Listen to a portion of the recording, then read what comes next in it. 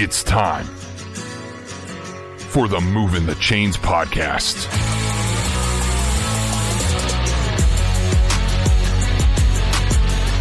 Your home for high school football coverage in the Palmetto State. Every team, every game, every week. And now your host, Kevin Thomas and Jarrell Hendricks.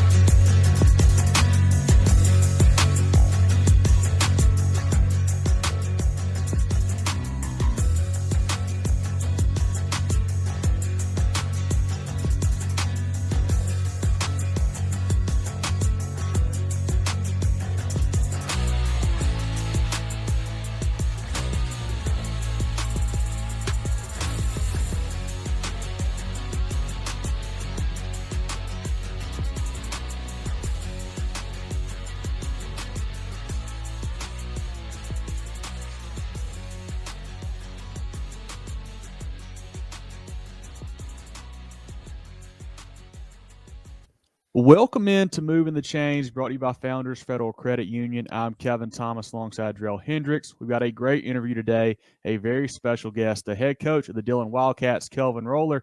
Coach, how you doing today? I'm doing good. How about you guys? Doing well, and we appreciate your time. We really do. If this is you guys' first time tuning in, check us out on Facebook, Twitter, Instagram, YouTube, etc. at Movin' Chains, and our website, movinchains.com. Our podcast on Apple, Spotify, Google, and more. Coach Roller will be headed into his third season with the Wildcats. They went 13-1 last year and advanced to the lower state title game. Coach, let's just start there and talk about your coaching career for people who may not know about you. How did you get started into coaching, and how did you get to the head job there at Dillon? Well, you know, I worked as an assistant there at Coastal Carolina, actually as a student assistant, but I was a volunteer assistant before then at Marlboro County under Coach Boyd, and Coach Boyd brought me back to Marlboro County as an assistant and made me the offensive coordinator. And you know, this is something that I always knew I wanted to do. I looked up to my coaches. I saw my coaches growing up as a player, and you know, just seemed like they enjoyed themselves and enjoyed being around kids. And I've always been involved with sports and all that. So I knew I wanted to be a coach early on, but you know, thankful for Coach Boyd of giving me the opportunity to be a head coach. I mean, to be an offensive coordinator, and you know, and he let me go with it. So you know, thankful to him for that. And then, you know, Coach Hayes offered me a job over at Dillon in 2011 as the offensive coordinator, and you know, we had some tremendous success, and you know, I had some opportunities to be a head coach at some other places throughout that time as an offensive coordinator at Dillon, but you know, I waited my time at Dillon, and you know, fortunate enough to get the head job when Coach Hayes retired. Coach, let's talk about your staff. Did you make any changes in the offseason? Were you able to keep it intact? And if you don't mind, giving those guys a shout out, they're the unsung heroes of your program. Oh, yeah, we've got a great staff, and, you know, I've got several coaches on the staff that could be head coaches anywhere, but, you know, Dillon's a good place to work if you're going to be a football coach. And so we're very fortunate to have the guys that we have coaching, and the number of guys that we have. You know, I hired Will Clark from Scotland County. You know, Will's won a state championship as a head coach at Crest High School up in North Carolina, up in Shelby. You know, he's a Scotland boy, but he's been an offensive coordinator. He's been a defensive coordinator. And like I said, he's been a head coach. Hired him on to be the defensive coordinator. Also hired John Parker. He's going to call our defense on the JV staff this year, but he was a varsity assistant at Scotland. So I'm going to let Coach Jacob Shoemate call the offensive plays this year. This will be the first time that I think since probably 2007 that I won't call the offensive plays. So it'll be a little bit different for me. But I need to learn to kind of let him do some things and you know, do what those coaches did for me, and what Coach Boyd and Coach Hayes did for me. They didn't get in my way as a coordinator. They let me call things, and I think I need to do that for him as well. but yeah, we got a great staff. Norman Quick coaches our offensive line, and he's been with me for a while here at Dillon. Coach Sam Grooms, I actually was one of his coaches over at Marlborough County. He came over from Scotland County with us. He's been with us a few years now, but he'll be coaching the inside linebackers for us on the varsity level this year. So yeah, you're exactly right. Those guys don't get enough credit, and just very, very fortunate to have the guys that we have coaching here at Dillon. So, Coach, for folks who hadn't seen Dillon play the last couple of years, what kind of styles do you guys like to run on offense and defense, and what would you say kind of is your theme for your team on both sides of the ball? Well, we're on offense. We're spread offense, and we use 11 personnel, 12 personnel, 10 personnel, depending on what kind of defensive scheme that we're facing. But yeah, we concentrate on ourselves an awful lot because, lots of times you see teams play on film and you study them, and then you get out there on the game and Friday night and they're not doing anything that you saw on film. So if you're not prepared for each and everything, and you don't really work on yourself, and if you're not able to attack people no matter what you see and have a plan in that way, I think you could get in some trouble because teams may play you just totally different than what they've played 2 weeks prior. So we concentrate on ourselves a lot to make sure that we're prepared no matter what we see. Defensively, we're a 3-4 and we're multiple.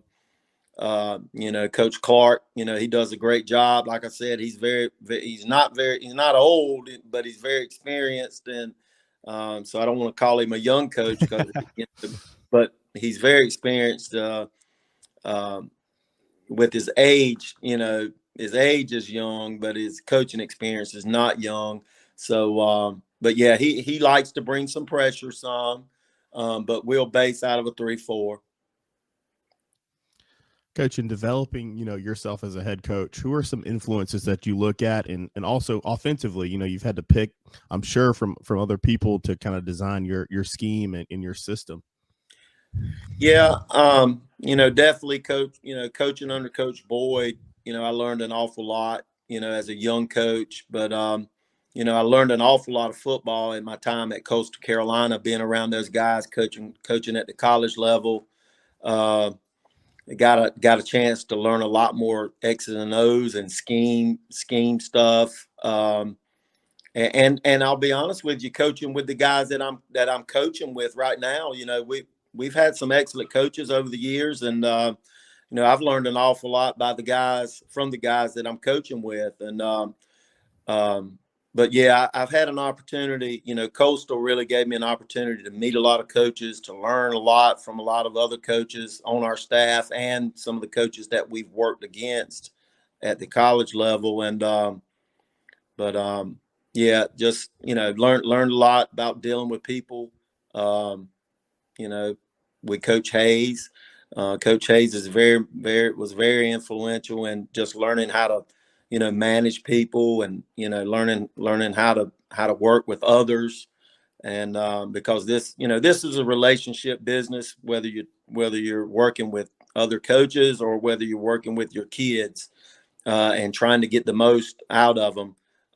You have to have the ability to develop relationships with both groups, whether they're players or coaches. So I feel very fortunate in the people that I've learned from: Coach Bennett, David Bennett, Coach Boyd, and Coach Hayes. So, Coach, you guys obviously have already gone through spring practice. You're through all the summer stuff, 7-on-7. What were you able to learn from your team throughout this summer? This summer, I feel good about the playmakers that we have out at the skill positions. We've got some dynamic skill guys that we need to be able to get the ball to them out in space, and we've got a good first group with both lines of scrimmage, but we don't have any depth at the offensive line position or the defensive line position, and we've got some guys that we like, but they've never played varsity football. So the thing is, just to try to develop both lines of scrimmage, because no matter how dynamic you are out there at your skill positions, football's played on the line of scrimmage. And if you're not good up there, you're not going to be a very good football team. And we understand that. And so that will be the key, is to develop both of our lines of scrimmage on both sides of the ball. Coach, I know it's the first week of practice, but you got to give us some names of those playmakers and stuff. Like, who are some contributors that we should be on the lookout for next year?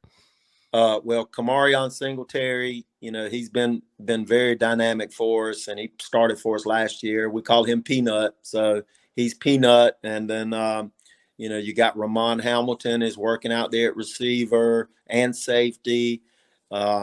Zay Robertson's a young guy who's coming up from the JV team. He'll be a sophomore. He's been very, very good player for us, and showing great promise as a potential prospect one day if he continues to develop. Rique's a guy that's playing in the spot. I won't even try to pronounce Rique's last name. He's originally from Africa, so nice. I can't pronounce his last name. We call him, his name is Rique N. So his last name starts with N. So down is Rique N. But he's a great kid, and he's getting better and better, and is just eager to be coached. Coach McLaurin and Coach Charlie Brown have done an excellent job with those skill guys out there, and just teaching them the fine details that it takes to be a good player. Lots of people think it's just go out there and run around and play, but there's a lot of detailed coaching that goes in with that. You got Jamarion Flings, played DB, had about 6 or 7 picks last year, and 4 or 5 of those were pick sixes. He also was a running back for us, so he'll have to do both, and he'll carry the ball, and he'll also play in the secondary. Zay Davis is a guy who's played, primarily safety for us, DB, but he's shown a lot of promise playing some receiver. Both of those, all those guys have been practicing offense and defense, trying to get our best players on the field, whether it be offense or defense, and not just have one platoon. So we, just some of those guys have done an excellent job. Coach, most folks around the state obviously know about Josiah Thompson, your star offensive lineman there. What have you seen from him this summer? And then your other Josiah, the quarterback, Josiah Oxendine, another year older. What have you seen from his kind of progress over the summer as well? Well, I'll start with Josiah Thompson. I can't say enough about him. He has just developed over the years. Coach Quick's done an excellent job of coaching him. He's in such good shape right now. He's gotten stronger. And that's the key for him, at the next level will determine, that will determine whether, how quickly he gets on the field will be, the amount of strength and the amount of girth he's able to put on here in the next year or so. But, he is just moving really, really well out there for a big guy. And that's the thing. I think he's put on some good weight, not fat weight, but he's putting on some muscle. But he's able to, he's just running so much better than he did the last few years out there when we're conditioning and just moving on the field. And he's just so easy to coach. He just goes at it. Whatever you tell him to work on, he goes at it hard. You can count on him. He's very responsible. And the same thing with Josiah Oxendine. Josiah's gotten so much better than he was last year. He's so much bigger, so much stronger. He's put on some strength in the weight room, with Coach Coleman. And I think that's enhanced his confidence level, his physical abilities, has gotten better because he's stronger, because he's bigger. But yeah, he's a lot better than he was last year at this point. And, we've got a lot of confidence in both of those guys. Coach, at Dillon, the standard has been set. It's championship or bust. How is it managing those expectations within the community, the school? And then also, how difficult is it to, keep complacency out of your program with your coaches and players? Well, that can be tough. And you're right. We always want to play in that final game, and that's our goal. But, last year being 13-1 and playing the schedule that we played and the caliber of opponents that we played, we went to Camden and beat them. And then we had an opportunity to play in the lower state finals against a Buford team that played for the state championship versus South Point the year before. And they were coming down from 4A. So they had an excellent squad. They had a lot of guys coming back, and they had a very, very good team. But I don't want to take anything away from the guys, especially those seniors that played on that team, because that's certainly a great accomplishment what they were able to do last year. But yeah, that's one thing you got to fight against, complacency, and but it's been 2017 since we've won, and 2019 I think is the last time we played in it, and so and that's the thing. It's not winning can become you don't want to become complacent at any level, whether it be player or coach. But so we've got a lot of goals that we got to work and get to reach that final game and to reach our final goals. But I just don't want to take anything away from what's been accomplished, especially from those kids. But yeah, we just expect to be there, and a lot of times everybody expects to be there, but it's awfully hard to get there.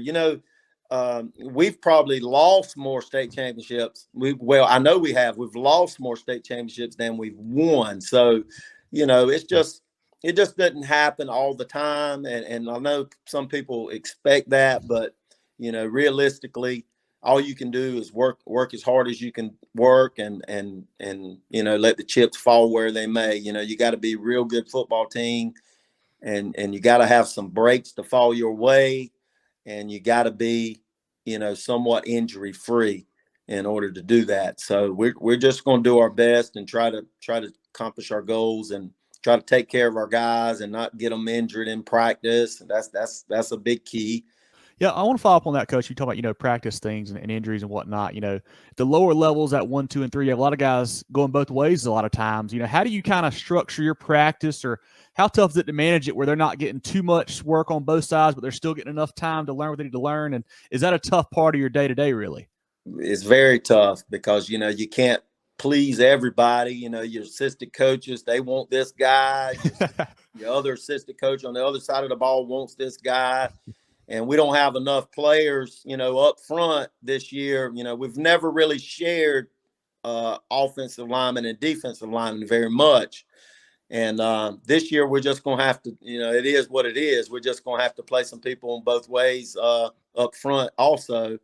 And, so it can be very difficult managing your practice schedule and your coaches and satisfying everybody and making sure everybody gets the work that they need. But, that's what's called working together and compromising and being able to understand that it's not, this side of the ball or that side of the ball or this position, but it's a team. So, and in order for us to be the best team that we could possibly be, that's what needs to happen is we need to, you just got to share some time with some players in your practice schedule. So you try to make sure you take care of your players, give your coaches enough time to coach on what they need to be able to do on the field when they have them. And then I try to structure a practice schedule that where we're not beating each other up in practice for 2 hours.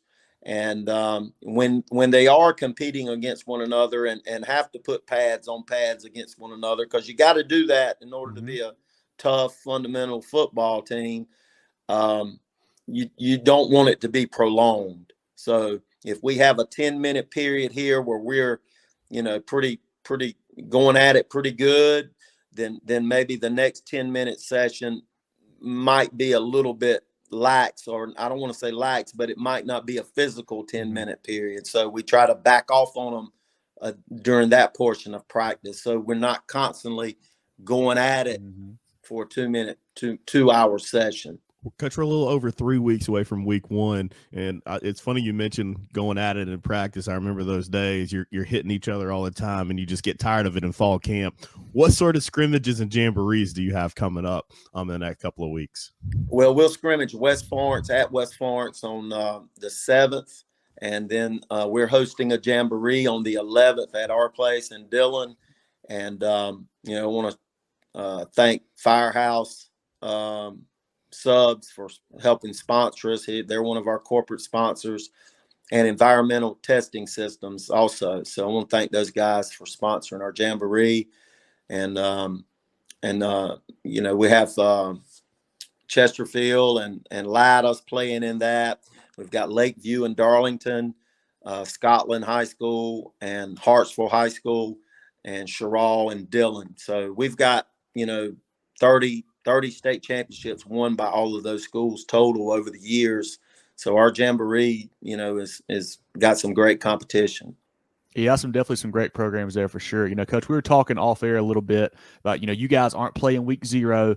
What kind of challenges does that add to maybe your practice schedule? Or do you like kind of having that early week off, or how do you kind of feel about that strategic placement? It just fell that way because of our schedule. We had the same schedule last year. Mm-hmm. It's just the home and aways flipped, and used to we've normally played week 0s, but it just fell where who you could get playing on your schedule, and it fell that way. But yeah, that can be a challenge too, because we're going to have week 0, and a lot of people are going to be playing, and we're in school. Our kids start school Monday, so anytime you're going out there to practice during the week and you're not, and everybody's playing a game and you don't have a game that week, that can be challenging. But, we just try to find the positive, anything that just gives us more time to prepare for ourselves and try to get ready for our season. Take your financial game to the next level with Founders Federal Credit Union. Reach your full potential. Relax. Join Founders today. Visit an office near you or relaxjoinfounders.com to apply. Federally insured by NCUA, member qualification required. Coach, we've reached the point in the Moving the Chains interview where I got to ask about food. We're going to Dillon for a game on Friday night.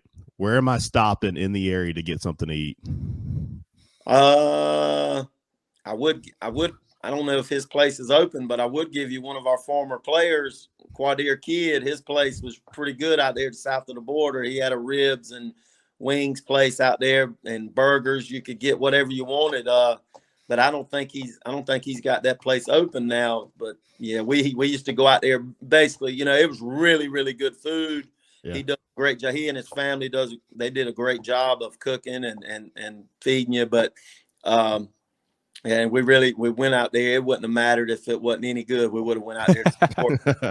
Like, he was such a good kid and good guy and good player for us a few years back. But Kings, everybody always comes to Kings if they're going to Dillon. But I don't know if Kings is open right now. I think they've temporarily closed here for a few days. I'm not sure how long, but I would say those places.